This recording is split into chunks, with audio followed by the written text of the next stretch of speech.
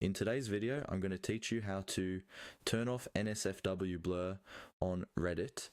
If you've ever been scrolling through Reddit and noticed that some images are blurred out because they're marked as mature, this video will walk you through how to change that.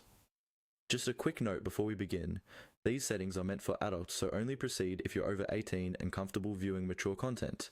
First, open Reddit either in your web browser or in the app, and make sure you're logged into your account. Once you're in, look toward the top right corner of the screen. You should see your profile icon there. Go ahead and click on your profile. This will open a small menu with various options related to your account. From that menu, look for the option labeled Settings and click on it. This is where you'll find all the main controls for your Reddit experience, including privacy, notifications, and content preferences. Take a moment to let the page load fully so you don't miss anything. Inside the settings area, look for a section called Preferences or Content Preferences, depending on the version you're using. This is where Reddit keeps the controls for mature content. If you don't see it right away, scroll down slowly and read the section titles until you find it. Once you're in your preferences, find the option that says Show Mature Content. I'm over 18.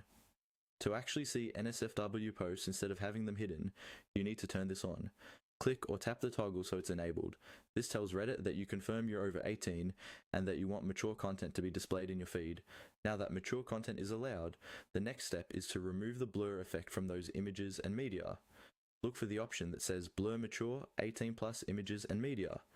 By default, this is usually turned on as a safety measure so that explicit thumbnails don't appear clearly while you scroll. To turn off the blur, simply toggle this setting off.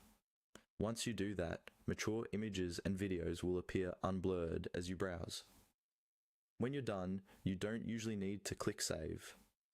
Reddit updates these settings automatically. You can now go back to your home feed or any subreddit.